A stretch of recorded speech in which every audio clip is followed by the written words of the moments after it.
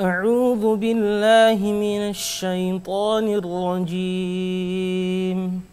بسم الله الرحمن الرحيم.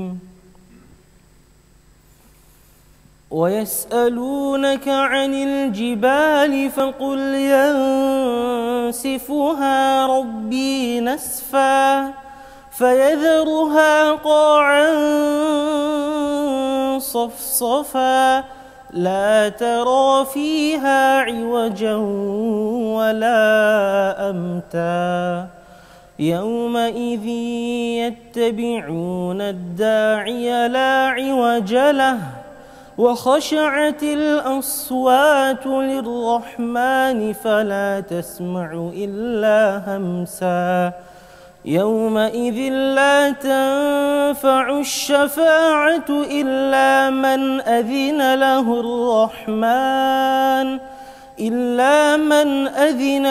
الرحمن ورضي له قولا يعلم ما بين أيديهم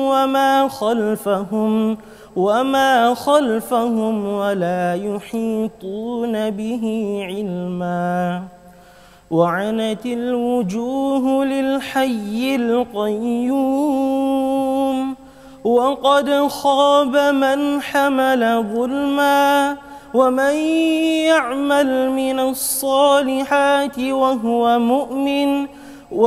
مؤمن فلا يخاف ظلما ولا هضما وكذلك أنزلناه قرآنا عربيا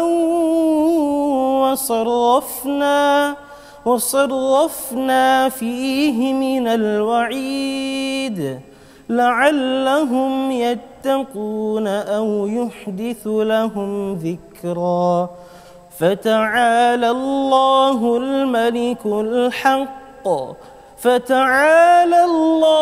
الملك الحق ولا تعجل بالقرآن من قبل أن يقضى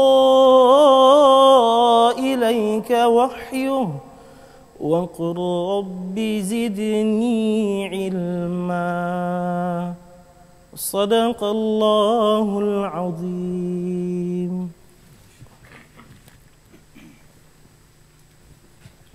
MashaAllah, Barakallah.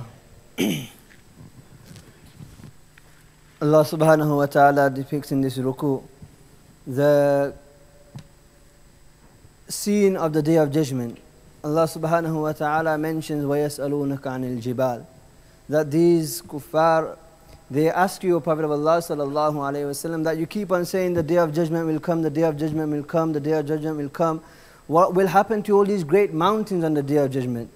This great mountain, what will happen to it? It will just disappear. So Allah subhanahu wa ta'ala very beautifully explains the whole situation, that these mountains, they will not remain anymore. The mountain will disappear, they will fly around. Allah subhanahu wa ta'ala will thereafter place once again once the second blowing of the trumpet will take place. Allah subhanahu wa ta'ala will create the world again, and the world will be a flat plain. A flat plain of land, and there everybody will gather and respond to the call of Allah subhanahu wa ta'ala. And that is the reality of this world. That is the reality of this world. The title given to this program is the reality of this world. And inshallah, our respected Shaykh shall delve on this, and he shall expand on this very beautifully, inshallah. So we need to understand what is the reality of this world. Allah subhanahu wa ta'ala says, Ya ayyuhal insan, ma gharraka bi rabbikal kareem. That, O insan, what is it that deceives you in regards to your Creator, who is very, very kareem and gracious and kind?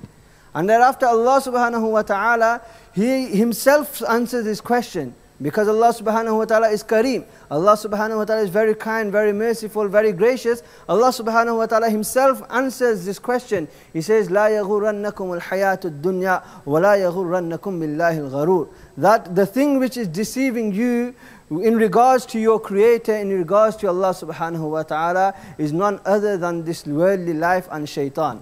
This worldly life and shaitan, those are the two factors which are deceiving you in regards to Allah subhanahu wa ta'ala. So we need to understand what is the reality of this world. What is the reality of this world? What is the reality of the hereafter? What does Allah subhanahu wa ta'ala demand from us in this world? And what will we expect from Allah subhanahu wa ta'ala in the hereafter? Whatever good we do in this world, we will see the rewards of this in the hereafter. Whatever evil we do in this world, we will see the consequences of this in the hereafter. So we need to understand that this is the reality of this world. Everything is going to come to an end.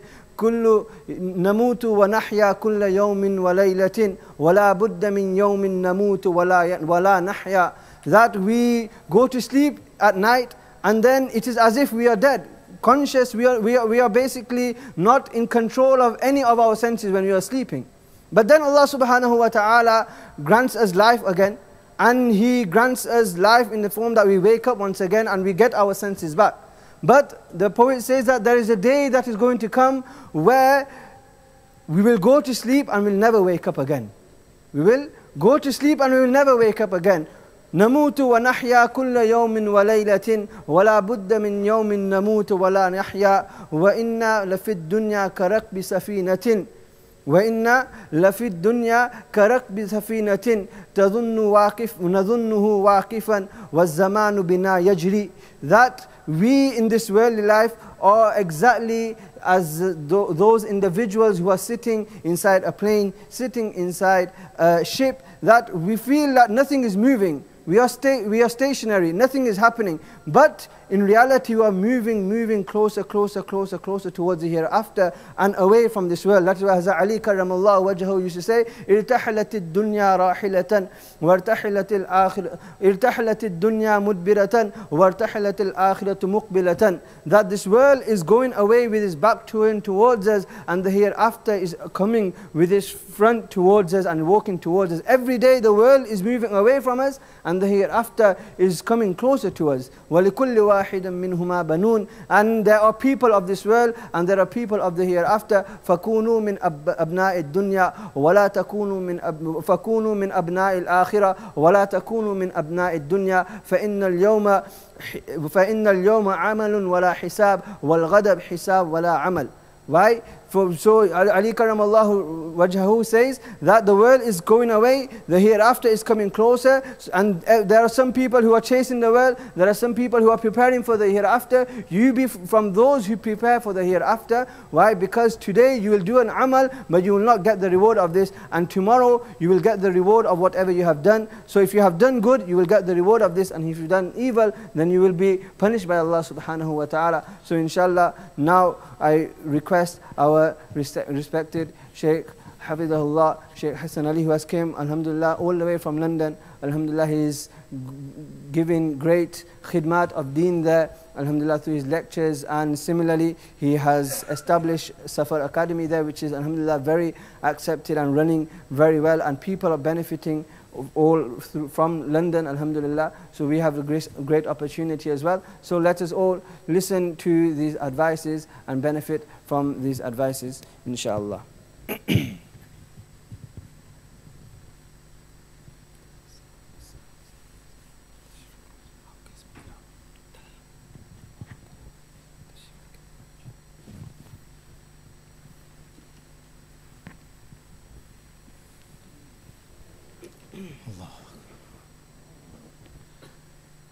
Comfortable for me. I'm going to go to sleep.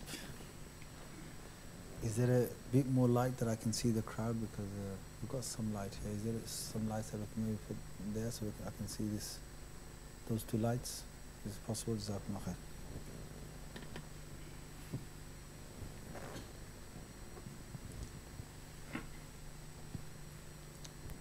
Bismillahir Rahmanir Rahim. Alhamdulillahi Rabbil Alameen. Wassalatu wassalamu ala Sayyidina wa Nabina Muhammad wa ala alihi wa sahbihi ajma'in. أعوذ بالله من الشيطان الرجيم. بسم الله الرحمن الرحيم.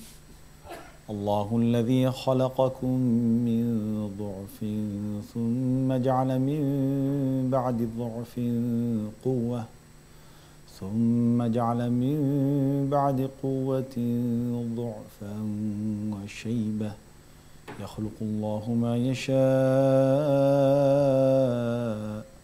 والله على كل شيء قدير. صدق الله العظيم. Firstly, dear brothers and other sisters listening to this, yes. Assalamu alaikum wa rahmatullahi wa barakatuh. Assalamu alaikum wa rahmatullahi wa barakatuh. Zinda ho jao bhai. Let's have some lively. Somebody said to me just before I started, said to me, do sort of make it, or do crack a few jokes. I said, I don't know if you guys smile or not, you know. Yeah, some places you come to, you don't know whether you're going to get away with it, whether they're going to accept it or not. We're here to discuss about the reality of the dunya, the reality of the world. And the reality of the world is such that right now, my brothers and my sisters that are listening, we've got a world here and everything around us occupies us in such a way, and grips us in such a way that you and me start to become so concerned with what is happening today, what's going to happen tomorrow, what's going to happen next week, what's happening next month, next year, next few years, and my whole life in front of me. I'm so gripped into that you begin to forget that all of it can come to an end within a snap. You literally will forget that. We need to be reminded about why we're here, the purpose we're here for. Jazakumullah khair for the lights, thank you. Why we're here, the purpose we're here, and what is coming ahead. Because it is not, a lot of people sitting here, subhanallah, if you think about what Rasulullah sallallahu alaihi wasallam has told us, so many people will go to the graves and they will take with them the desires and the ambitions they wanted, the desires and the ambitions they wanted to fulfill in this world. They will take with them those desires, and they're in the grave.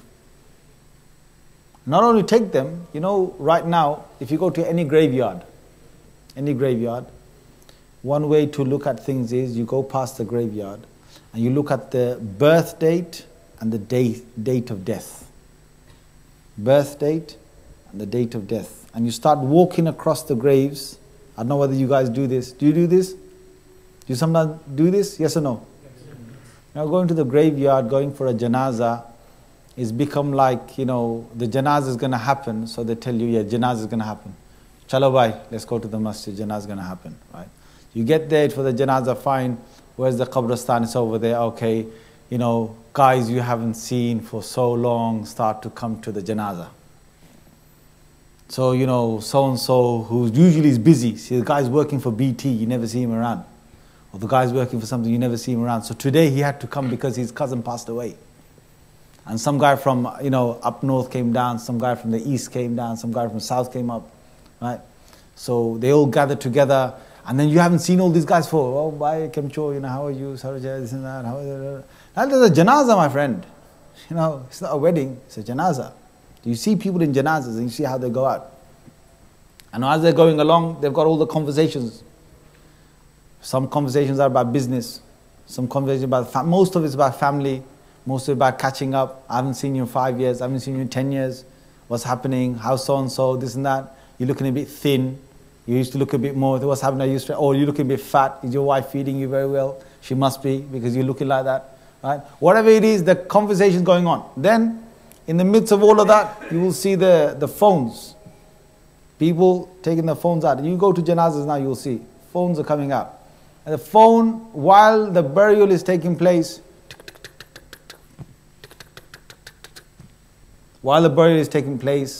answering the messages, while the burial is take the phone call, go away, how are you, this and that, yeah, just going to be another 15 minutes, whatever, they've got the qabr there, fine, the body's there, they put the body in, and now they're putting the soil, yeah, it's just going to take another 10 minutes or whatever. It's almost like, just get it over and done with, man, it's time for me to go. And you think, subhanallah, the reason why we go to the graveyard is that this is me, my brother. This is no one else. This is me, I'm looking at myself. And whenever I go to a qabristan, I try to pass the graveyard. They have the little stones there. Look at the birth date and the date of death. and I try to calculate in my head, unless it's written on the stone, how many years they lived. And you see so many. Some you will see, they lived 70 years, 60 years. Many you will see, died at the age of 51, died at the age of 55, died at 45. And now you're getting a whole part of young people dying. Oh, that doesn't happen in Preston, does it? Does it happen in Preston, guys? Does it happen? Their deaths are different. See, the old guy, he died because naturally, he came to the end. And the thing is, death, what is death? What is illness? Illness is Allah's excuse to take you away from the earth. Illness is Allah's excuse to take you back. One way or another, you got to go. So one way or another, you got to go. Which way would you like to go? Whichever way Allah has planned for you, okay, you can make dua, Allah give me an easy death, that's fine. But one way or another, I've got to go. One way or another, you've got to go. And the illness that Allah Azza wa Jalla He gives to people, it's a reason of Allah to take them away. But the old man went for another reason, the young man goes for another reason. The old man went because his liver gave in, he slowly got cholesterol, or he got diabetes, he slowly got slower. In the end, his time is up. Everyone knows Chachaji is going to be going soon, and the time comes and he goes. The young man is fit. Why is he going? Why is the young guy going? Because the young guy thinks that dunya is his playground. And the young man, a lot of you have got, black hair, talking to all of you lot. Yeah? The young man thinks the world is his playground. So he wants to have the fastest car. And he wants to go the fastest speed he can. And he wants to then talk about it to his mates. He wants to say how many miles per hour he did in this particular car. And he went down the M1 or whatever it was, M62, M6, I don't know if you can do on the M60. He just, I don't know if you can or not, but I know about the M1 and M62 and so on. He wants to go and talk to his friends about how fast he went. There's got to be the gossip. His friend's going to say to him, I clocked it, man. I went 112 miles an hour. And he's going to have to say, I went 115. And the other one's got to be able to say 120. And the next one's got to say 122. And next one will say, man, I put my foot down here. I went to 120, the car won't go faster. So then they will compete to hire cars, to buy cars, to this and that and so on. Yeah. In the end, one of them doesn't realize that he's getting into the M1. He's going to go for a fast ride. He's going to speed down, the big road down there. And he's so happy. He's so happy. He's got this car, it zooms, yeah. It's got the horsepower, it's got this engine, this, and so on. Yeah. He's so happy. But he doesn't realize that he's going to his death. Doesn't realize. You can try and escape death as much as you can. But you can't really escape it, because eventually it will find you. Wherever you want to go. You can say, well, I'm not going to travel the world. Because there are deaths. When planes there are deaths, I'm not going to get on a plane. Cars there are deaths, I'm not going to get in a car. Trains there are deaths, I'm not going to travel. I'm going to stay in my own house. Well, my friend, death will meet you in your own house. Wherever it's written for you, for me, it's going to come. It's not a matter of if, it's a matter of when. And the thing is, so many young people, they get into these things. Either there's a car crash, or they get into fights, or they get into drugs. I don't know if it's a problem here in your city, and if I'm talking about it, and it is a problem, then, nobody told me to talk about this. But, a lot of Muslims, it's sad, but a lot of Muslim societies, they tend to get this. What makes a Muslim society start to get drugs? The thing that makes a Muslim society get into drugs is the whole ethos of the whole community. When you have a lot of us together, when the ambition, expectations of kids in school starts to drop, when you have ghettos that you create, when you have families and livings that you've got more population than what the house can take. These are all reasons that this starts to create. When you get kids that are growing up in communities that they can just hang around the corner and do whatever, and the mums and dads are letting them out because it's a Muslim, it's all Muslims around here, let them all go out. And one of them gets into the wrong circle and he gets into drugs. Then I'm telling you, there are many masajid, not one, many masajid. The best place they know to get new customers is in the masjid. Are you guys aware of this or not aware of this? You're not aware of that? Allahu Akbar. I've come to Preston Sharif, It's a park, mashallah. You know how they deal. I don't know whether you're aware of it, you're not aware of it. How they'll deal, they're not going to come to the front saf and deal. They will deal in the back safs. They'll come for Taraweeh. When they come for Taraweeh, they're not doing 20 rakats, they're doing 20 dopes. They're doing 20 doses. They're doing 20 little, exchanges. These are not one masjid, it's not one place. There are many places across. Jummah time, he will come to the masjid just so that his dad can recognize him. At Jummah, somehow sees my beta is at the back. Good beta, you made it for Jummah.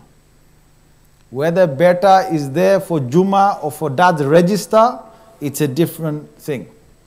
There's no point of me trying to get my son in the masjid and just see him. Look, it's very good. You want to get your son in masjid, alhamdulillah, please do still get in masjid. I'm not saying don't get him for Jummah.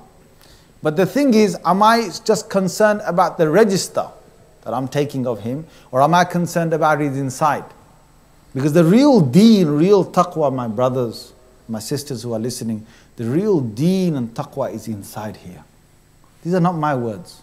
These are not Mufti Sahib's words. These are not Allama Sahib's words. These are not Mufti of Azam of Pakistan's words, or Mufti Azam of India's words, or Mufti of Doban's words, or Mufti of Akabir or Ulama Doban. No. This is none other than Rasulullah sallallahu alayhi wasallam, who is the Mufti of Muftis. Real taqwa, real fear of God, real consciousness of God, of Allah Azza wa Jal is here. Sahih Muslim, Rasulullah sallallahu alaihi wasallam he said, "At-taqwa ha-huna, at-taqwa ha-huna, at-taqwa ha-huna, wa yushiru ila sadrihi thalatha marrat." Rasulullah sallallahu alaihi wasallam said, real taqwa. You want to know what taqwa is? God consciousness, God awareness, being afraid of God, being aware of God, knowing about consequences of what you are doing. You want to know where it really is? It's here, it's here, it's here. And he pointed 3 times to his chest. Why did he do that? He had a beard, sallallahu alayhi wasallam. His sahaba all had beards, radiyallahu anhum ajma'in. He didn't say at-taqwa ha-huna, at-taqwa ha-huna. I'm not saying don't keep a beard. I don't want you to just walk out and have Mawli Sahib ne to fatwa de diya. Taqwa idhar che. It's down here, not there. Now I'm not giving you a fatwa. Keeping a beard, it is important. But what is more important, more than the beard, more than the hijab, is the taqwa inside the heart. If that hasn't changed, you can be a brother with a beard and still be watching pornography. You can be a sister with a hijab and you can be on your way to college or wherever you're going, and you will be a different woman by day and a different woman by night. When her dad sees her, she's in one way. When her dad don't see her, she's another way. Why? Because the taqwa is not here. The taqwa is here. It's only reached the outer part. If the man doesn't not understand that his son at the back of Jum'ah, if he doesn't work how to get the taqwa inside his heart so that he really has it inside there, then that is a fake world that we're living in, where we are showing each other that we fear God, but we really don't. What I want to say to you, brothers and sisters, is not just the drug thing that we're talking about, where they come to the masjid and make a deal. There are things that are going on behind our eyes which we don't even see. Mobile phones. So many of us, in fact, who doesn't have a mobile phone? For the kids, I'm not talking about any kids here, okay? So if you're a kid here still in school, I'm not addressing you. Anyone who's not in school, who's sitting here, who doesn't have a mobile phone, please put your hands up. MashaAllah. MashaAllah. If we take the stats here, if there's if there's maybe 150 people here or something, then there's only one brother here, mashallah, who doesn't have a mobile phone. Yeah? Go, brother. Allah give you Masjid. Alhamdulillah. I've advertised you now, you know. I think. Now, Alhamdulillah. But the rest of us have. What's my son looking at? What's my nephew looking at? How do I know what he's looking at? Because he's got a password on there, hasn't he? It's not that he's going to come out every time he wants to go on the mobile on the internet, he's going to say, Dad, can you just watch when I'm going on the internet, please? Don't want to go anywhere dodgy. He's not going to do that, is he? He's in his own secret world. He's got a whole network there. He's got all his friends there. He's got things that have been said there. And if you ever look at what they write on this Twitter, yeah, if you ever look at what they write on there and how much they waste their time, yeah, man, I don't know if you've ever looked into it. They're talking things that are absolute waste of time. What time did he get up in the morning? 8:45. What did you do next? Went to the toilet and got brushed my teeth. What after that? Had breakfast. What did I have for breakfast? I had eggs and toast. What are you going to do today? Don't know. What would you like to do? Want to come round? What's it concerning you what time he got out of bed, my friend? What he had for breakfast? Seriously, these are real messages that are going on there. I mean, if they could, they'd probably say, you know, how's the breakfast smelling? Can you put the phone next to it? You know, I'd like to smell it as well. Thing is, time wastage, time is going like anything through those things. Not only that, he's got a whole world there. He's got the internet. He's linked to the entire world. He can go to these adult sites anytime he wants. You know, before they used to have these PCs. Okay, now you got PCs and you put inside there parental control. Yeah? What parental control have you got on the phone? Anyone tell me about the parental control on the phone, please? A lot of you guys are in IT. Anyone? Put your hands up. There is? Good. No one knows about it. You know, even I don't know about it. But I'm sure there's probably something there, but no one's even bothered about it. Why? Because they want the phone to be free and to connect, contact anyone they want and go to anywhere in the world they want at a click of a button. The thing is, my brothers, my sisters, if taqwa doesn't come in here, then it's not going to be the real taqwa. You go past the gravestones and you start looking. Young brothers, young sisters, what did they get? What happened to them? Got into some drug thing, got stabbed, got wounded, got killed. There's some suicidal. We don't like to talk about these things. I tell you what we don't like to talk about. I hope this is not the last time I'm going to be invited to Preston by saying these things. No one's, they don't want me to say these things. You know. Thing is, we never talk, you know this member here? We don't like to address these issues.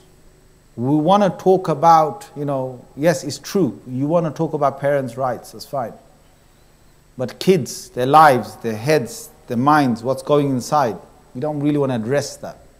Because the thing is, I mean, I can say it as an outsider. Even in my own society, even in my own masajid, I say these things. Because I don't believe we should live a world that is living with divisions. We know these things are happening. No one wants to talk on the mimbar here and give you a whole lecture on divorce. They don't want to talk about it.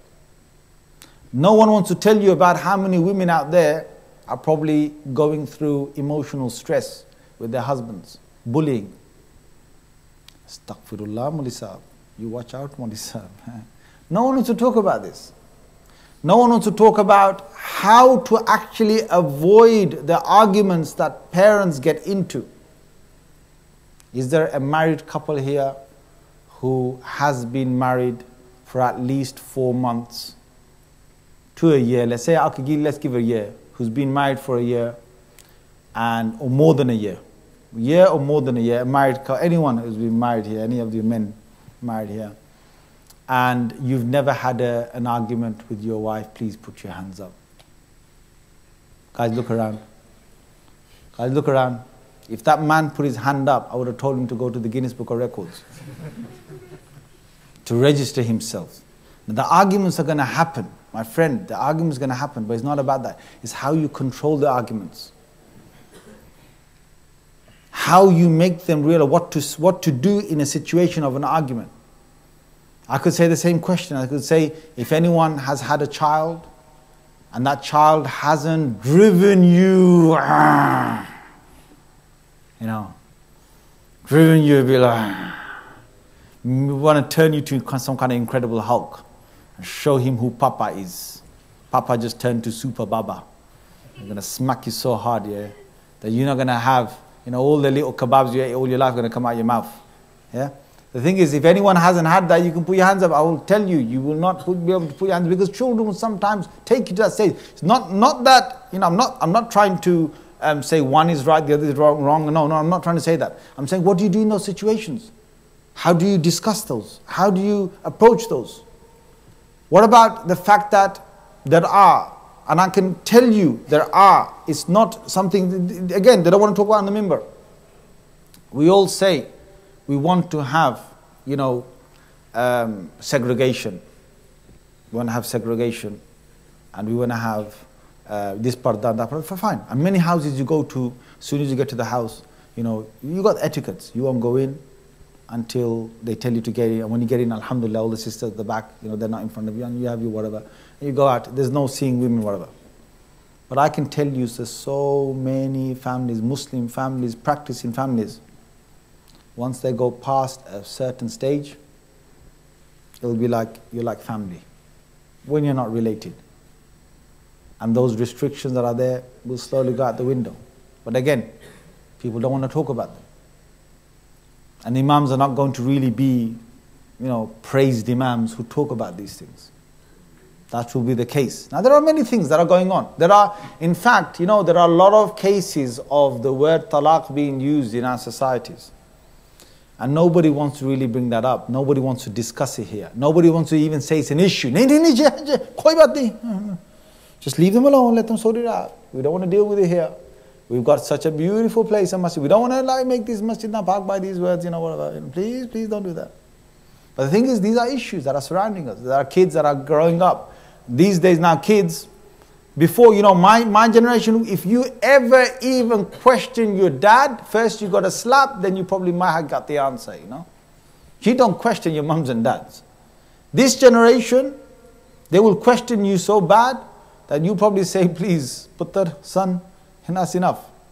You ain't got answers for them. But those questions, are they going to walk away? Are they going to go away if you just say, son, please don't ask me these questions. Don't ask me about the faith. Don't ask me about the existence of God. Don't ask me about things that are beyond this realm. Don't ask me about this. If you say that, it's not going to go away. But what I want to say to you, brothers and sisters, these young people, why they go away from us is because if we do not address them and their issues head front, and we are not the people who can say, look, I'm an elder of the society, yes, I deserve the respect. We all deserve respect, fine. But I'm going to be an elderly person who's going to respectfully also listen to what you have to say. And then you've got to respectfully understand why you can't get certain measures how you want it. If you don't have that communication, then what you'll end up with is, you'll end up with kids that are there that are really not there. You see them in the weddings. I see them in many weddings. And you can go on, my brothers and sisters, you can go on preaching, I can go on preaching. The thing is, the reality comes out when they're on their own. When they're dossing around outside, when they're hiring their cars, when the Eid days come, when the wedding days come, and you see them in their real moments, that's when you know who he really is. Whatever they do in those moments, when they're in college, when they're in university, when they're at their own space, when they're with their friends on a Saturday night, when they're together on a Friday night, that's when you find out who he really is. On Friday, he will come dressed with a jubba to the masjid, that's fine. On weekdays, he's probably being good to you and good to your wife as well, his mother, that's fine. But you got to find out what he's really got, because his real true self, like Rasulullah sallallahu alaihi wasallam said, is inside here. It's inside the heart. Now, going past those gravestones again. When you see those people who have passed away so young, my brother, my sister, you and me have got in our heads, realistically, tell me this realistically, who came to this masjid believing that tomorrow you're going to die? Who came right now to the masjid knowing that they're going to die in 1 week's time? 1 month's time, put your hands up. 1 year's time. Who actually came to the masjid, Maghrib time you came, you prayed with us, and you knew 1 year's time you're dead? 5 years time? Who really believes 5 years time you are gone, kaput from the earth? Come put your hands up. No one. Who believed when they came to Maghrib that 10 years time you're going to be finished? 10 years from today you are finished. So we're talking about 2023. At the end of that, you're going to be finished. There's no life for you after that. Who believed that? Put your hands up. Who believed today at Maghrib? Today, you know, in your head, somewhere in the back of your head, you know, 15 years time, you're not going to be alive. Put your hands up. Right, mashallah, good. There's one person now who's alive. Rest of us are dead. Rest of us are dead, guys. Rest of us are asleep. They say, Sayyidina Ali radiallahu anhu says, An-nas kulluhum niyam. All people are asleep. فَإِذَا مَاتُوا, when they die, intabahu, they wake up. That's the reality of it. One brother put his hand, no, this is reality. We're not talking about, you know, if I said to you, when do you believe you could die? Well, sir, Mawli Sahib, I could die in the next minute. You can say that, I'll say that. Who literally in their heads today had 20 years time, I'm not going to be alive. And today, I'm talking today, you had it, not because I just said it now. Who had it in their heads? Put your hands up. I'm surprised, man. Some guys have got proper white beards here, you know. They believe they're going to be around for another 20 years, mashallah, you know. Whoa! Yeah? Just pray to Allah, Allah gives you good health. Say Ameen, everybody. Ameen. But mashallah, you know, you got good hopes, yeah? Even, I don't think I've got that much hopes here, but, you know, subhanallah. You know, the reality is, brothers, all of us are sitting here right now. We've all got dates in our heads that go into many, many, many years. And each time you get close to that date, that goalpost continues to move further. So, you know, when you're going through your 20s, the people in their 20s, they think life's just started, man. Life's just started. People in the 30s, life's now getting to my prime age. People in the 40s, despite all the different, you know, health problems they might start having. 40s, they think, look, I'm just starting I just had my family now, you know. I just got my family just growing now. And I'm going to get this one, end of the 40s, I'm going to slowly get this one married, that one married. 50s, they think, well, this one's getting married now, that's when I'm going to get married now, and life's okay, fine. 50, you know, when I find it really surprising that in the masjid, somebody passed away at 59 or 58. They say, you know what they say? They said, oh, the brother was really young. What are you talking about, brother was really young? When do you want to actually pass away? When? 101? When do you think what are you going to think he was really young? What are you talking about he's really young? 57, 58? That's old. That's old. If you don't think that's old, and the thing is, surprising thing is, if you ever listen to 50s, you know, the guys in the 50s, they talk to each other. They talk to each other as if they're still young. The guys in the 40s talk to each other as if they're young. See, I'm reaching my 40s, yeah?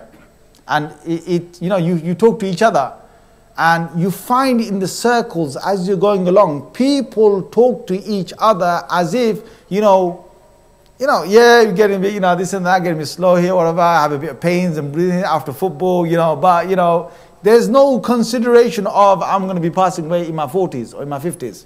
None of that. People in their 60s, then it hits them. You know how it hits them? It hits them in a real bad way. Because all of a sudden, they start seeing their own people, their own ones passing away. Their friends, their colleagues, the people they grew up with. When they start seeing them passing away, it suddenly hits them. Psychologically, it does more damage to them than the actual health itself. And they start to take themselves down because they've got their friends are gone, their wife is gone, or the so-and-so is gone, and it really hits them. All right, that's when it really hits them, and it takes them straight down.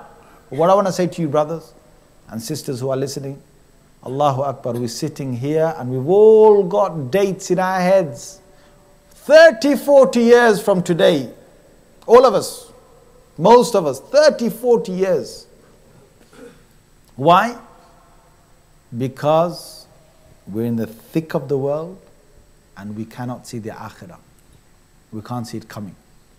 And the thing is, Allah Azza wa Jal, when He gave us life, He gave us life with everything you look at, you can make yourself think of the akhirah. How? How do you make yourself think about the akhirah with everything else going around? Well, tell me, brother, and tell me, sister. We pride, yes?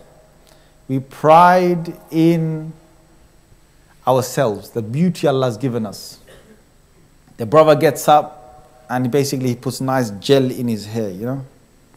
Has a nice shower, combs his hair. Yeah. He's got, alhamdulillah, mashallah, Allah's given him good hair. Alright? So he combs it.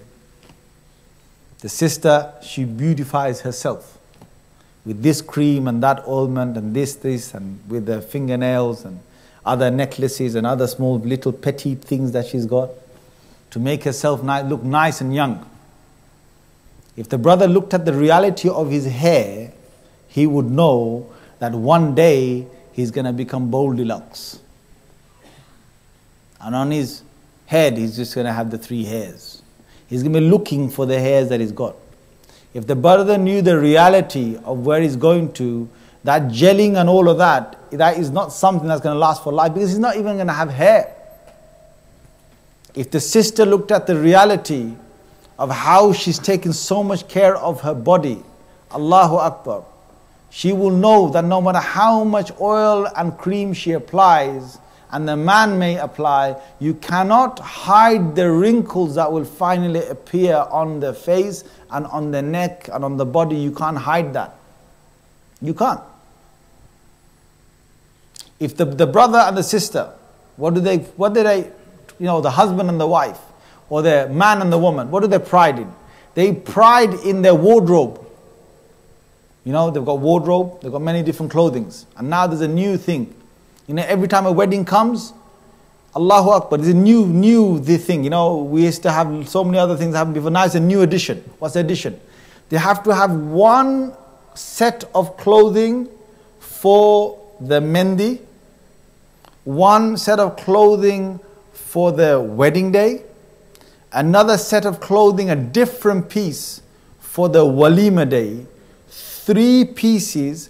The whole family decides we're going to wear purple on, or we're going to wear orange on Mendi Day, purple or blue or whatever on the wedding day, and we're going to wear some other color, red or something, on the Walima Day. Does this happen or does it not happen? Guys, you live in Preston Sharif, man.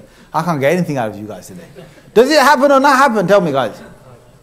Happens or not happens? Go on, tell me. I won't go back to London and say Preston's got some badmashis there, just like we got in London. Listen, guys, let's be honest. I'm talking about our families. They set these colors. And everybody has to go and get the exact color. So they send these text messages out. Then in the WhatsApp, they're going crazy. They will show one another, I went to this shop in this place of Manchester, wherever, and I found this color. They'll take the photo, send it to all their family groups in WhatsApp. All of you have to come here and buy it. They'll send messages back, go and get us a deal. So they, Auntie Ji, I've got 10 set I want to take. Will you please drop it down? Please drop it down. Kamti koro, drop it down. Each person is spending about 30, 40 pounds, 50, 60 pounds on one dress. This is the entire family of about 20, 30, 40, 50 people of the bride or of the groom. They're all spending that. And then they're going to spend another color on another suit, another part, another 50, 60 quid, and another one for the walima, another 50, 60 quid. They'll do all of that. But in the masjid, if you have a little book that you're teaching and you want to charge £3 for it, Melissa, boche. Melissa, please don't. Too much. £180 on 3 suits. This is the reality that we're living in. All right. And the thing happens is those 3 sets. You know what the worst thing is? I wouldn't mind if they bought those sets and they said, okay, next few weddings, our families are going to stick to blue. for all the weddings because we've got the suit now. Will they do that, guys? Will they do that? Will one woman or one man dare ever go to the same wedding again with the dress they wore in one of the weddings in the past that they were known with a combined color? Yes or no, tell me. Yes or no? Come on, tell me, guys. Guys, come on, communicate with me, yaar. I know you're not going to call me again, but communicate with me. Yes or no? No. Where does that dress go? In the wardrobe. Stays there for years until one day the party decide to give in charity or whatever, you know, whatever they do with it. The thing is, alhamdulillah, alhamdulillah, you know, guys like me, we wear jubbas. And I don't care what color you want me to. You want me to wear blue? I'll wear white. I'll make sure I'll come with the wrong color. You want me to wear white? I'll wear black. And I prove to you, you're not going to tell me and make me spend 180 quid on just on one function. And guess what? They've got family members now. How many family members you got? You got so many. Every wedding, you got to buy 3 clothing, 200 quid on every single wedding that comes. And they do it. And they don't think about the consequences. My brother, my sister, you know, some sisters, they've got shoes like next level. They've got shoes for each of those dresses. They've got to buy this. They've got to buy that many bags. See, the blue one has to have blue shoes and the blue dress has to have blue bag. These are accessories. They're like, come on the side. Guys, yes or no? Yes. Yes, that's it. I like to hear you live. Yeah, yes. I'm not just talking about you guys. Honestly, up and down the country, it's happening all over. People don't want to talk about it. Right? So now they're going to have the bag. Now blue matches blue. Grey matches grey. They're going to have a golden bag, a silver bag. They've got a red bag. They're going to have a purple bag. Each occasion they're going to have one. Shoes the same colors as well. And if they've got their husband under control, then the husband has to also be color combination, you know. Yeah?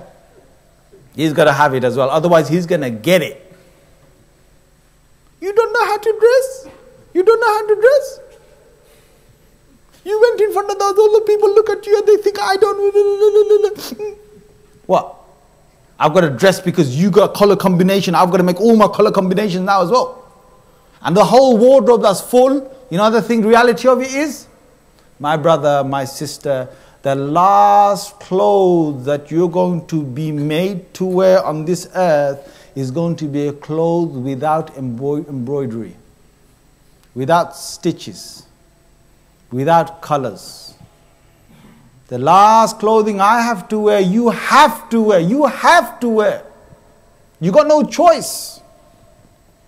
It's plain white clothing. Not even a pin, a safety pin in there. Not even a piece that will keep you together. No, just wrapped around your body. And that's the last clothing you will wear and I will wear before we go. Don't forget that reality. So go to your wardrobes tonight and ask yourselves, and let me ask myself, all of this, the reality of it is nothing because I won't take any of that. I will only take that one white piece of cloth or 2 pieces or 3 pieces, whatever it is. You will take it with you inside the qabr. The man and the woman, they pride in their house and they make this nice and that nice. They go to the bathroom, has to be now like, you know, make the tiles and the taps and the this and that. The mirror has to be big and I look at myself and every morning. The last shower you're going to take, my friend, and I'm going to take, is going to be a shower without any shampoo on your head, without any shower gel on your body.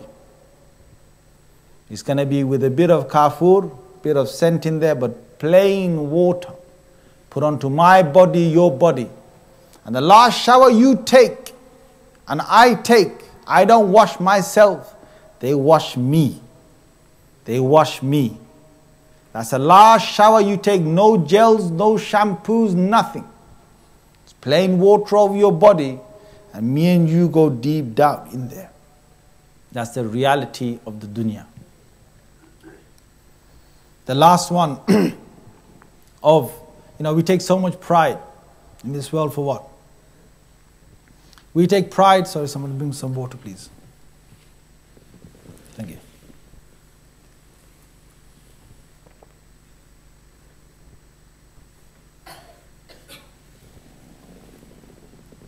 We take pride with our house.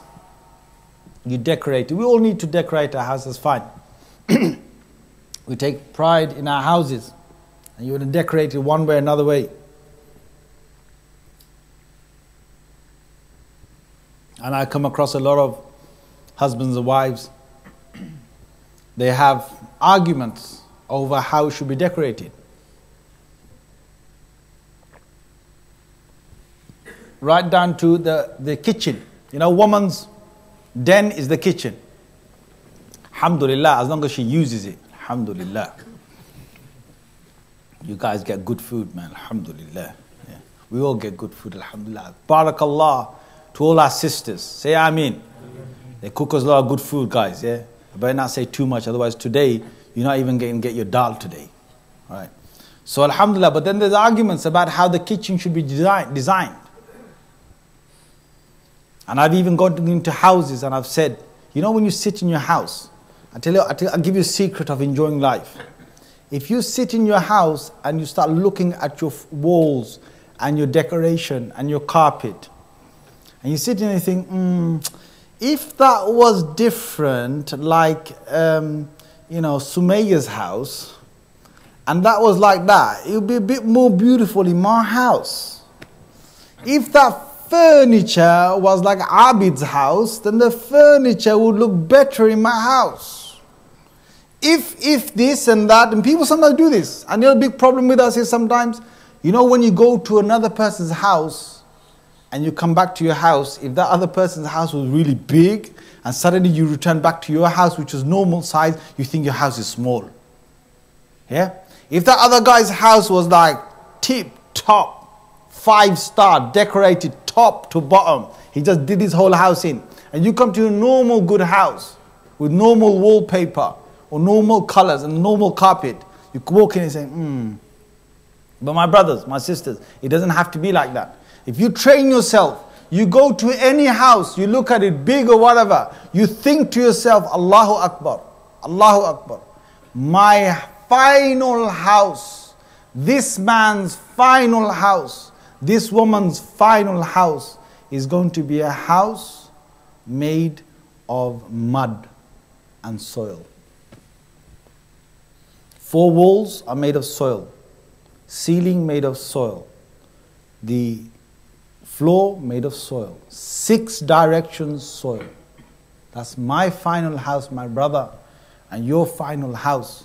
When you think about the reality of this, you know all of this is, all of what's around. One poet said so nicely. He said, وَفَوْقَ كُلِّ التُّرَابِ تُرَابُ. Everything that is above the earth is also earth. Everything above the earth is earth. It's going to be returned back to the earth. You know, I just want you to do one thing. Just look at everybody. Just look around. Just look at people. Just look around. Just do 1 minute. Just look around. And now when you look around, yeah, now you saw people, yeah? Now look around again and imagine everybody is going to be soil. Just look around again. Just look at one another, because I'm soil. Guys, I'm soil. I'm the earth. He's the earth. He's earth. He's earth. You earth. You are earth. You are earth. I am earth. That's the reality of the dunya. The man spends 50 years of his life toiling himself. The woman spends a whole lifetime so that they can get their dream home. Now the dream home, dream car, dream family they want to get. And the reality of it is, all of it is turabu, is soil. And brothers and sisters, eventually I will be in my grave, yes? And you're going to be in your grave. And you know all the wardrobe, you know the wardrobe I left behind? The whole wardrobe, my children are going to go through that. What I'm going to take of daddies, I will take this of daddies. You take that of dads. You take this of dads. And a mother, the same thing will happen with their daughters. And everything I left my whole house, if I'm lucky, they will follow the Sharia and they will divide it according to the Sharia properly. But if I'm not lucky, they're going to be fighting with one another while I'm in the grave. I spend my life, kill myself to try and make my children a future. And when I'm in the qabr, I can still hear them 40 steps before they move away from my qabr. It's in a hadith. And they're already got in their hearts, in their minds, or they're gossiping. You know, I've got this and I've got that and I should have this and I should have that. You know, those things are going to be very hurtful, my brothers. So what is the reality? The reality is, brother, what have you got? What have I got? If وَفَوْقَ كُلِّ التُّرَابِ تُرَابُ, if everything above the ground, if everything above the soil is actually soil, what have I got? What have you got? Think about it, brothers. All cars are going to be returned back to the earth. All BMWs eventually going to be back to the earth. How long, brother, are you going to drive your BM? Huh? How long are you going to drive your Lexus? How long are you going to drive your Merc without it letting you down? 15 years, 20 years max, it's gone. How long are you going to have a house before it needs repairing? How long are you going to have a house before you need to rebuild it again, restructure it again, refurbish it again? It all goes back. There's wear and tear in this dunya. It goes back to the earth. How long are you going to wear those clothes? How long are you going to have that mobile phone? How long are you going to be roaming around and having all these other people? How long? There will be a day, my brothers, there will be a day, my sisters, that me and you both will have nothing more than those white pieces of cloth, and we'll have those six paths to the grave, all with soil around us. Look at everything. All this, you know what's going to become soil? All these fans will become soil. The lights will become soil. Part of the earth. The whole masjid. Whole masjid will be part of the earth. Except what? إِلَّا الْمُصَلِّينَ الَّذِينَ هُمْ عَلَى صَلَاتِهِمْ دَائِمُونَ. Except those things which you have and I have invested with Allah. There's a bank of this world and there's a bank of the next world. Whoever's invested in the bank of this world, you left it for somebody else. Please don't forget. I want you to go home, and I do this myself. I go home and I look around and I look at my own house and I say, what a house for my son. What a house for my sons. You know why I say that? I don't like to convince myself that this house is mine, though I'm paying the bills. I pay the bills. Fine. I get the house. But it's not my house. It's my son's house. And when my sons get it, it's not their house. It's my grandchildren's house. And if they live that far in Britain, and they carry on, then it might be somebody else's house, fine. But it's only somebody else's, not mine. The only investment I've got, brothers, and the only investment you got, brothers, the only investment is the investment of the akhirah. You leave it with Allah, you leave it with Allah, and the reality of this dunya is nothing will be of mine. The whole masjid here will become part of the earth, except for the salah that has been made in this masjid. That won't be part of the earth, my brothers. Except for the dhikr that was made here, that won't be part of the earth. Except for the Quran tilawah you did, that won't be part of the earth. Except for the times you were good, and you did khair, and you did goodness, and you did good actions, that won't be part of the earth. The smile you had on your face to cheer somebody else, that won't be part of the earth. No. Your friends will become soil. But the help you gave your friends, the da'wah you gave your friends, that won't be part of the earth. That will go to the akhirah. That's an investment in your bank. The family you had, the moments you had, cheerful moments, alhamdulillah, we need it all. You're cheerful with your family, alhamdulillah. It's all soil. It's all futile. It's worth nothing. But the moment I teach my children something, I give them good tarbiyah, I mold them to an Islamic way of life, that will be with me in the akhirah. I teach them something of the deen of Allah and His Messenger, that will be with me in the akhirah. I have done some tilawah in the house, that will be with me in the akhirah. My house will go back to the earth, but the tilawah will go with me to the akhirah. That's not soil. When I've given sadaqah, see the money you left behind, the coins you left behind, leave behind, that will all be passed on and eventually it'll go into the ground. It'll be part of the earth. But the sadaqah I gave, that sadaqah, that charity is part of the investment of the akhirah. Allah Azza wa Jal, He says, مَا عِنْدَكُمْ يَنْفَدْ وَمَا عِنْدَ اللَّهِ بَاقٍ. Whatever you have with you will come to an end. Whatever you have will perish eventually. وَمَا عِنْدَ اللَّهِ بَاقٍ. Whatever you leave with Allah, that will be everlasting, that you will find. That we will find with Allah Azza wa Jal. Now what is it that we are here for? What is the reality of the dunya? My brothers, people go through this whole life and they have a whole lifetime of tests and they have a whole lifetime of being with their family members and others. And in the end, what do they come to? They come to a part where all the exams and everything else they did, everything comes to what? Comes to work, and the job goes to what? The job goes to some other job, and that job goes to bring in some more money. And where does that more money come from? That more money goes to feeding this and feeding that, and eventually it goes to nothing. My brothers, my sisters, yes, we need to live on this earth and we need to be part of this whole system. But there's a very, very important thing. What is that? If I don't know the reality of where I am, if I don't know the reality of who I am, and where this whole earth is, and where it's taking me, and where I'm going, then there's a massive, massive iceberg ahead. And if I hit that iceberg in a way that it's too late, like Sayyidina Ali said, when you die, you wake up, it's too late. You have to wake up before you actually die. I have to wake up. You have to wake up before it's too late. So what do? Every single day, my brothers and sisters, there has to be, just like investment for this world, there has to be investment for the next world. Every single day we have to invest for the next world. How do you invest for the next world? There are things that we can do, brothers and sisters, that are very simple. And one of the things I want to tell you is that it's not only investing in Quran tilawah and dhikr and salah. These are very important. Don't get me wrong. It's very important. But please, invest in the taqwa of the heart.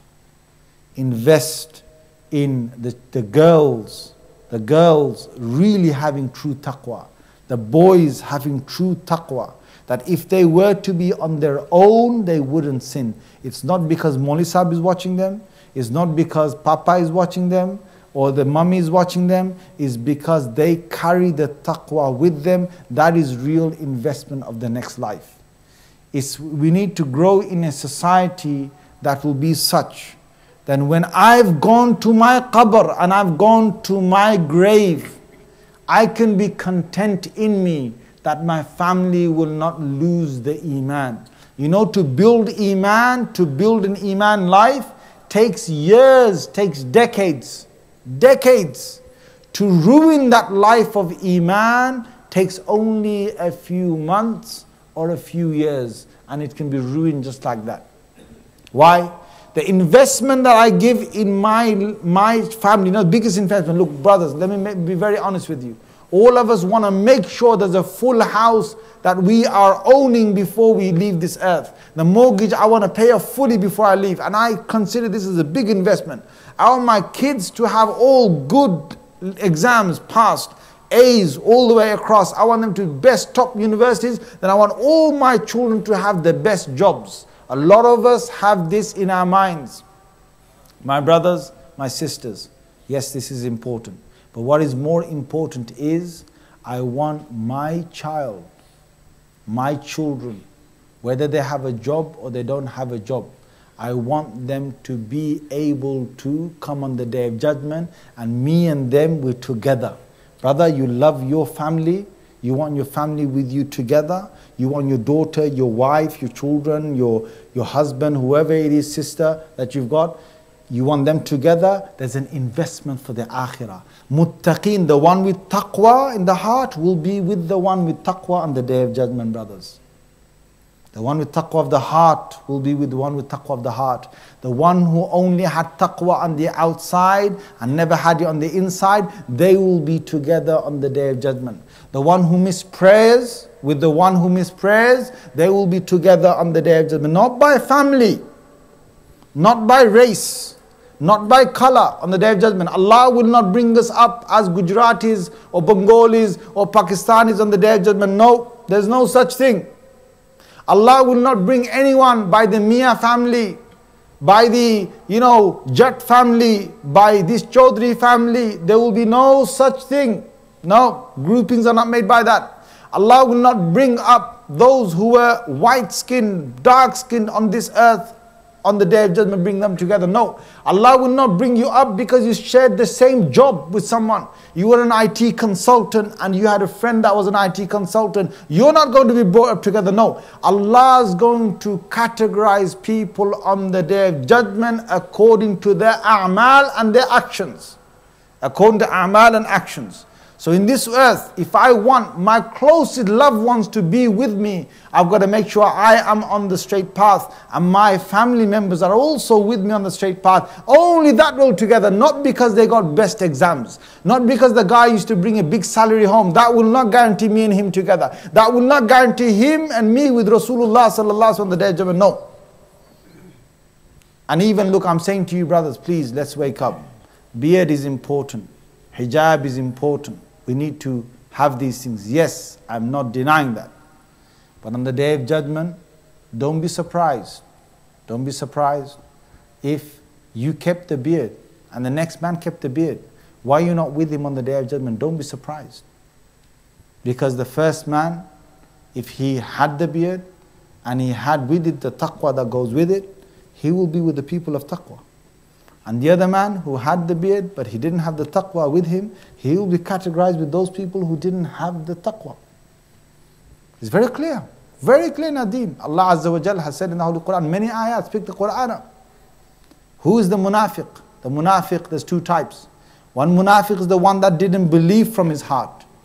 But the other munafiq is the one that had his actions were letting him down.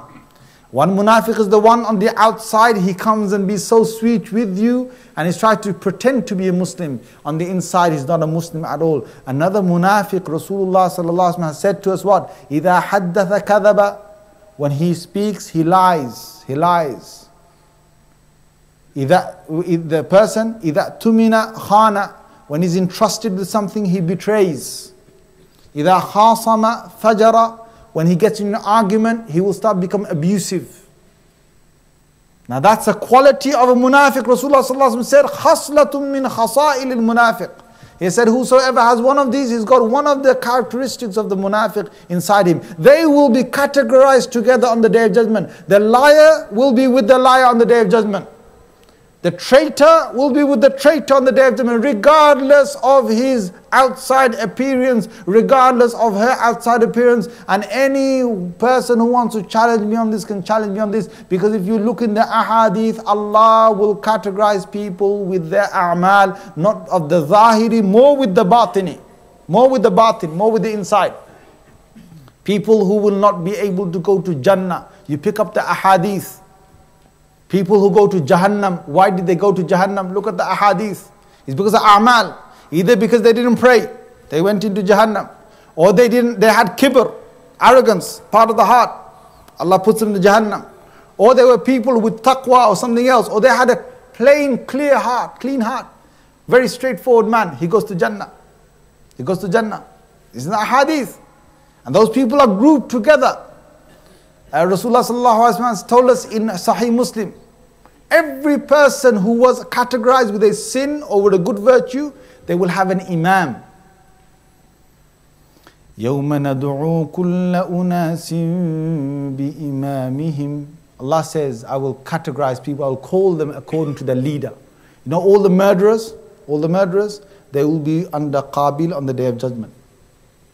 All the people who murdered. Qabil was the first person to murder on this earth. Anyone who followed him in that, they will be grouped together on the Day of Judgment. Unless Allah has forgiven them. Unless Allah has made some other plans for them.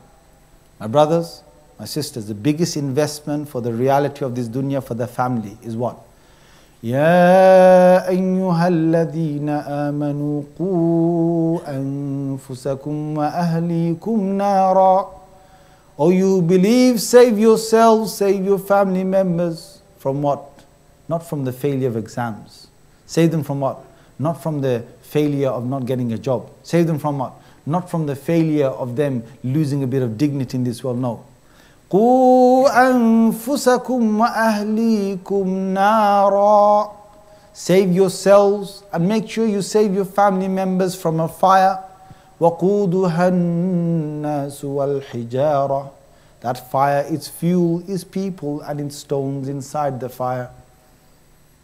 عليها ملائكة غلاظ شداد. There are stern angels that look over this fire. لا يعصون الله ما أمرهم. Never do they disobey what Allah tells them to do. ويفعلون ما يؤمرون. And they do exactly they are ordered to do. Allah says this is, and then He says in the Quran, فَمَنْ زُحْزِحَ عَنِ النَّارِ وَأُدْخِلَ الْجَنَّةَ فَقَدْ فَازَ. Whosoever has made them be very distant from the fire of hell, and whosoever has been made to enter Jannah, فَقَدْ فَازَ. You are the people who are successful. My brothers, my sisters, the reality of all of this, I'm going to finish in a few minutes. The reality of all of this is what? My brothers, my sisters, the reality of all of this is, I'm going to the akhirah and I need an investment for myself for the akhirah. Second is, I'm going to the akhirah, I better make sure that my family members are with me in the akhirah. That is the biggest concern I should have. The biggest concern. And the next concern is what? And I'm going to tell you this very briefly, what you can do to make the akhirah a lot more beneficial. My brother, my sister, Allah's Messenger sallallahu alaihi wasallam has given us certain things you can do so simply. Certain things, and I'm going to give you a couple of things before I leave now from this masjid and I finish my talk. And please, these will take you only a few minutes. And if you do this, there's an investment like no other investment for the afterlife. Number one, Rasulullah sallallahu alaihi wasallam had Sahaba come to him. They said, Messenger of Allah, they fast like we fast. They pray like we pray. But they have certain monies with which they give sadaqah, and we don't have those monies. They're talking about other Sahaba. Those other Sahaba, they fast like we fast. The other Sahaba, they pray like we pray. Every amal of us is the same, except for one thing, they have monies with which they give sadaqah, and we don't have those monies to give sadaqah. Messenger of Allah, what can we do? Prophet ﷺ says, hasn't Allah given you things with which you can give sadaqah? Then Prophet ﷺ explains. He says, for the next action, you know what you will get? Every man in this ummah, I'm saying this to you, every man in this ummah for 1435 odd years who's given sadaqah, every man who's given sadaqah, including Uthman ibn Affan, including, Zubayr radiallahu anhu, including the sadaqah given by all the Sahaba, including the sadaqah of the Tabi'een, including the sadaqah of the Tabu Tabi'een, including the sadaqah of Abdullah bin Mubarak, who gave so much sadaqah in the path of Allah, including the sadaqah of all the richest people and of this world. Right now, you can receive the reward of equal amount reward. And every man that will give sadaqah, every woman that will give sadaqah until the day of judgment, every Muslim that will give sadaqah, every Muslimah, I will receive that reward as well by doing this simple action. What is that action? Prophet sallallahu alaihi wasallam told the Sahaba radiyallahu anhum ajma'een, after the fard prayer, 33 times Subhanallah, 33 times Alhamdulillah, 34 times Allahu Akbar, and then once La ilaha illallah wahdahu la sharika lahu lahul mulku wa lahul hamdu yuhyi wa yumitu wa huwa ala kulli shayin qadir. That's it. You will come on the day of judgment and you will have the equal amount of reward of every man and woman who's ever given sadaqah in this ummah. Allahu Akbar. So for what? For 5 minutes a day. After the fard prayers, after the imam makes a dua, from the next prayer, or when you're home, next prayer, I want to just sit there it will take you 45 seconds, 40 seconds maybe, a minute at the most. You will get this tasbih done. When you get that tasbih done, you can guarantee yourself, inshallah, when you get to the day of judgment, you will have that much reward. That's number one. Number two, Rasulullah sallallahu alaihi wasallam has told us that on the day of judgment, if you want to become a person who comes on the day of judgment, that nobody has more reward than the reward you bring. You'll be the person who will bring the most reward. Again, these are Sahih hadith. This hadith I'm saying is in Sahih Muslim. Nobody will bring more reward than you on the Day of Judgment, except if somebody has done the same as what you're doing right now, or they've done more than that, then only then they will come with more reward. What is that? Would you like to come like that on the Day of Judgment? Yes or no, brothers? Insha'Allah.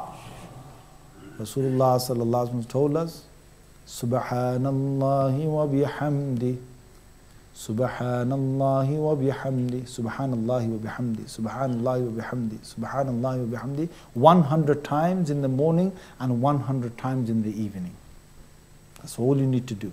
It will take you 2 minutes in the morning and 2 minutes in the evening. And you will come with the most reward on the Day of Judgment, except if somebody has done similar to you or more than you in this regard. That's 2. And the final third one I'm going to give you is that Prophet sallallahu alaihi wasallam, according to a hadith in Muslim, has told us that to say the following words is better than whatever the sun rises above. The whole galaxy that we've got, the whole earth and whatever is inside is better than that, is saying the next few words. My brothers, you might think, oh, it's a whole world and whatever it is. No. If I said to you this, it's better than the house that you want to buy.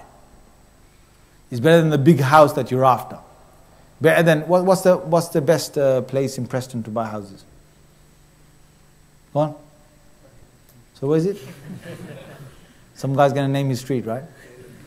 Sorry, any place that people, that's a good, big house, proper. Come on, somebody must know, yeah? No one? So they're all the same. You're communism here. You got communism. All your houses are the same. There's no difference. Anyone tell me? No. Bus. Thank you. Everything the same. Come on, guys. The best place to buy your houses, wherever that is, in Preston, in Manchester, wherever it is that you would like to move there and have a nice grandeur house. If I was to tell you that is this next dua you're going to say in 3 to 5 seconds, is going to be better than that, and the whole street and the whole of the town, the whole of this. If I said to you, you can be the owner of Dubai. If you say this, it's bigger than saying the whole world and whatever it contains. That doesn't click. If I say to you, you'll get this big building to yourself, it clicks. If I say you will be able to move into Buckingham Palace, and the Queen moves into your house. And if I said something like that, then it's like, hey, tell me, what do I have to do that? What do you say? Subhanallah walhamdulillahi wa la ilaha illallah wallahu akbar. That's it. Say it with me. Subhanallah walhamdulillahi wa la ilaha illallah wallahu akbar. Subhanallah walhamdulillahi wa la ilaha illallah wallahu akbar. Brother, you just invested in the next life. Just by saying it with me twice, you invested 3 times the entire world for you in the next world, because you just said it, or 2 times because you said 2 times, 3 times, 3 times, 4 times, 4 times. Now tell me, brother, you want to invest for the next world? My sister is listening, invest for the next world. 3 things I've told you. And I want you to start putting this. I'm not going to say too much. If I say too much, you're not going to remember anything. Right? So let's go over the 3 things I said. Number 1 is what? After the Fard Salah, what are you going to say? Subhanallah, 33 times. Then, Alhamdulillah, 33 times. Then, Allahu Akbar, 34 times. And then, once, La ilaha illallah wahdahu la sharika lahu lahul mulku wa lahul hamdu yuhyi wa yumiitu wa huwa ala kulli shay'in qadir. There's different riwayats. Some have yuhyi wa yumiitu, some don't. Some have 33, Allahu Akbar, some have 34. It doesn't matter. If you say this one, Imam Nawawi and many other Imams have said it combines all of the different narrations, so you got the reward, inshallah. So, once you do that, my brothers, please, sisters, don't get up from the musalla until you said it. Just keep it as your practice. What's the reward for it? Come on, guys, I only said 3, come on. You will get more, as much sadaqah as given by all the people before you and all the people after you in this whole ummah. On the Day of Judgment, you will come with that. Number 2, what did I say? Subhanallahi wa bihamdi. How many times in the morning? 100 times. How many times in the evening? 100 times. What do you come with on the Day of Judgment? The most deeds, more than anybody else, except if somebody has done similar to you or more than you. And the third one I've said, Subhanallah one, Subhanallahi walhamdulillahi wa la ilaha illallahu wallahu akbar. Each time you say it, what do you get? Whatever the sun rises above. So that's the whole world, whatever it contains, and all the other planets as well, and wherever the sun rises above, all of those will be yours. Not just this planet, it's whatever it rises above. Allahu Akbar. If you put those in the investment of the next world every day, brothers, please, every day. Little, this is the minimum you can do. And on top of that, do your tilawah, on top of that, do your salah, on top of that, do your dhikr, on top of that. I don't want anybody to, do these tasbeehs and then they don't do the salah, okay? These are after the daily prayers, or these are in the morning and evening with the salah and with other things. Inshallah, bi'idhnillah, when we do these things, you've got investment going to the next world, investment going to the next world. And I want you to do one more final thing. You ready? One more final thing. So when a businessman comes out, a businessman just doesn't come out to just make money. He wants to make money sitting down. There's two types of businessman. There's one that comes knocking on your door every single day. And he says, please, when I want to buy this, want to do this, he's in the market stall every single day. There's another guy who sits aram se, on his armchair behind the computer, click, click, click, click, click, few buttons, that's it, he's made his money. They say the first businessman is going to carry on all his life doing whatever he's doing, but he won't even make more money than the second one. The second one, aram se in his house, sits down, few clicks, has made his money. Which one's the better businessman, the first or second one? Which one? Second one. Are you guys in doubt or something? You guys love going out every day and knocking on here. The second one, you make a lot more money in a less amount of time. I'll tell you one secret. That is again according to a hadith in Sahih Muslim. Whosoever will tell somebody else of a reward or a deed, a good deed, and you get another person to do that good deed, and as long as they're doing the good deed, they will get the reward and you will get exactly the similar equal amount of reward without la yunqasu min ajrihi shay'. Nothing from that other man's reward will be deducted to give to you. No, he gets his full amount and you get the similar amount of reward just because you told him about the action and he did it. All the people who never came to this bayan, all the people in your household, all the people that are in your own background and so on, all you need to do is go home and say, young brother, shall I teach you something? Mom, shall I tell you something? You do this, you'll get that. But please, don't become those who are going to teach it and not do it yourself. You still need to do it yourself, right? But subhanAllah, you think about it. I've told all of you, any of you guys do it, I get my own one for doing my own one, and each time you do it, I get extra as well, alhamdulillah. And each person you will teach, the same thing will happen. 3 things you will go around and you will teach them to as many people as you can. Insha'Allah. Jazakumullah khair wa akhir da'wana alhamdulillah rabbil alamin.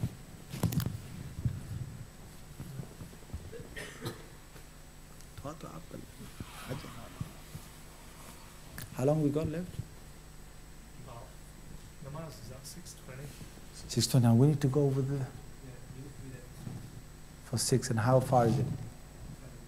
7 minutes. 5:41. Okay, not bad. We'll do dua, inshallah. I'll leave, inshallah. اللهم صل على سيدنا ومولانا محمد وعلى آله وصحبه وبارك وسلم. اللهم صل على محمد صلاة تنجينا بها من جميع الأهوال والآفات وتقضي لنا بها جميع الحاجات وتطهرنا بها من جميع السيئات وترفعنا بها أعلى الدرجات وتبلغنا بها أقصى الغايات من جميع الخيرات في الحياة وبعد الممات.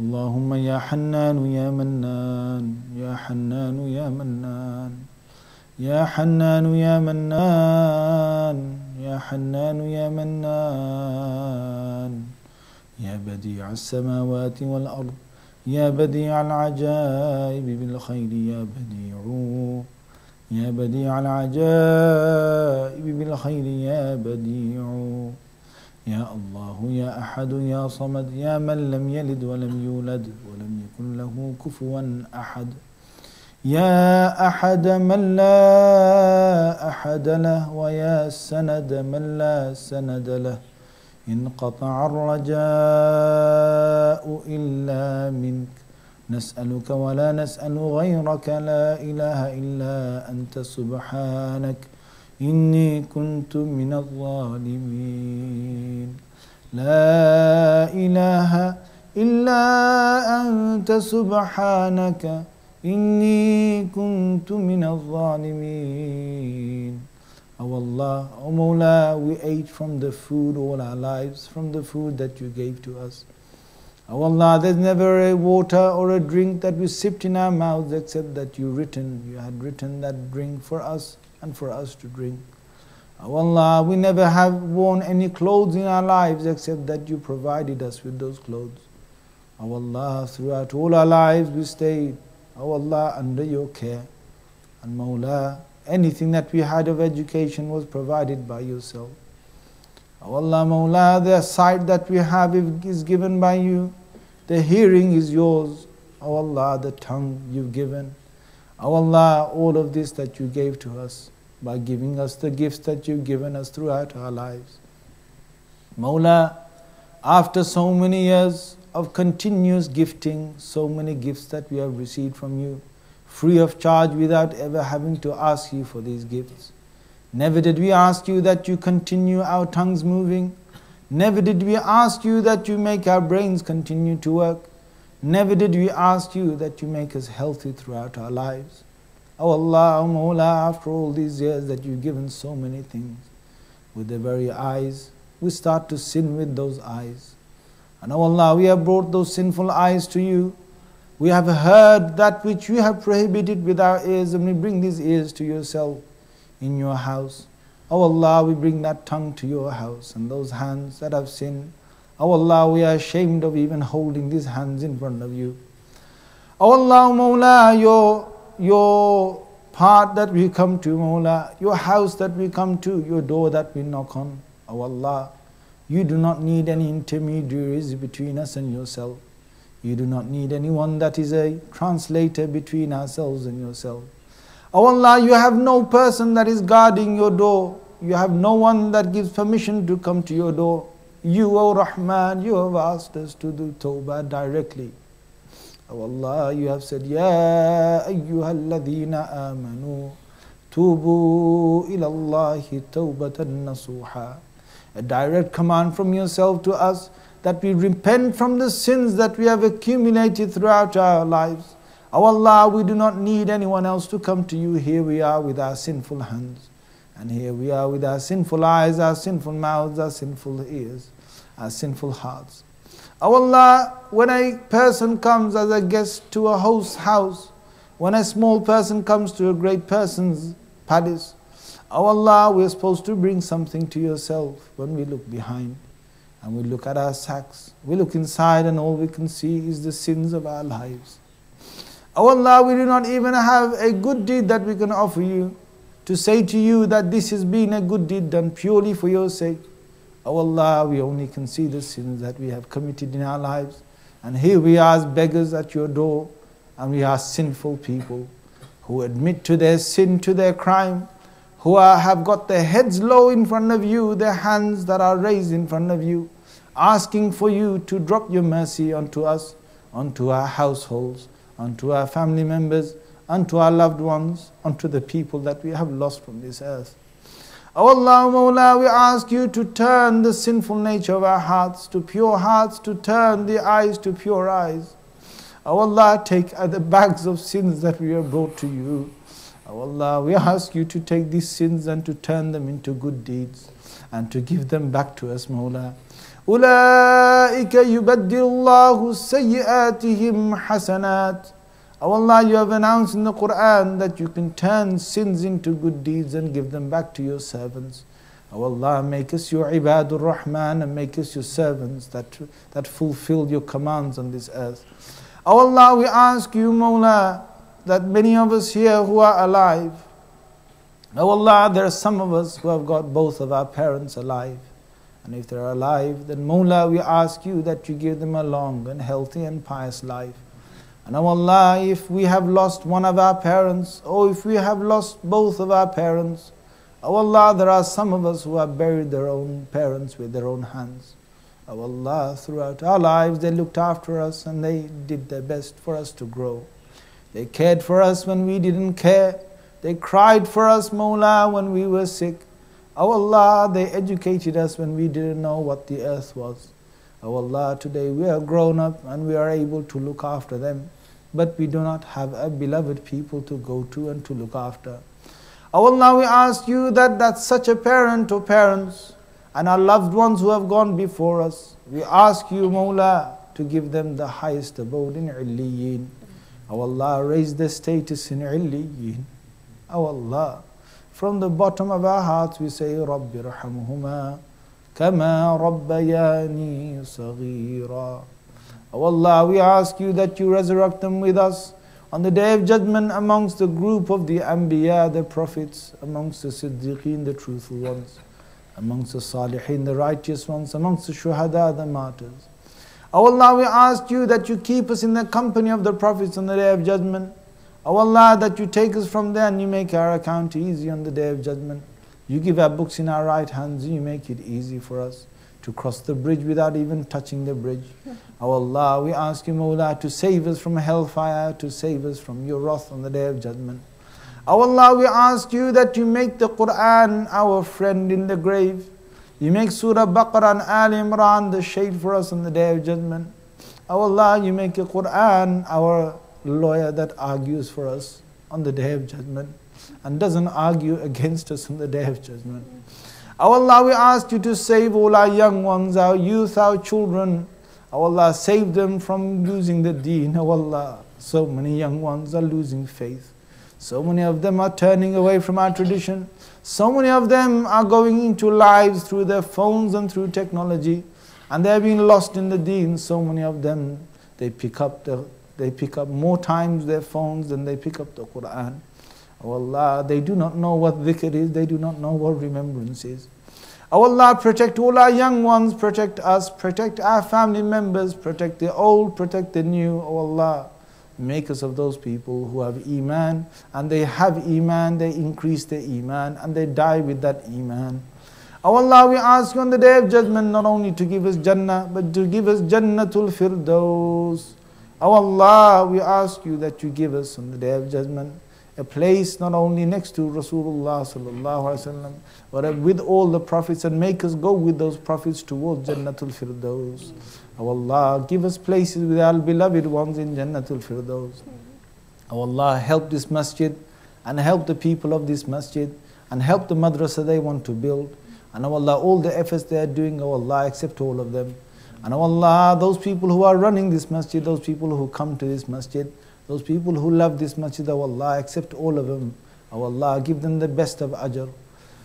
ربنا لا تؤاخذنا إن نسينا أو أخطأنا ربنا ولا تحمل علينا إصرا كما حملته على الذين من قبلنا ربنا ولا تحملنا ما لا طاقة لنا به واعف عنا واغفر لنا وارحمنا أنت مولانا فانصرنا على القوم الكافرين وصلى الله تعالى على خير خلقه محمد وعلى آله وصحبه أجمعين آمين برحمتك يا أرحم الراحمين.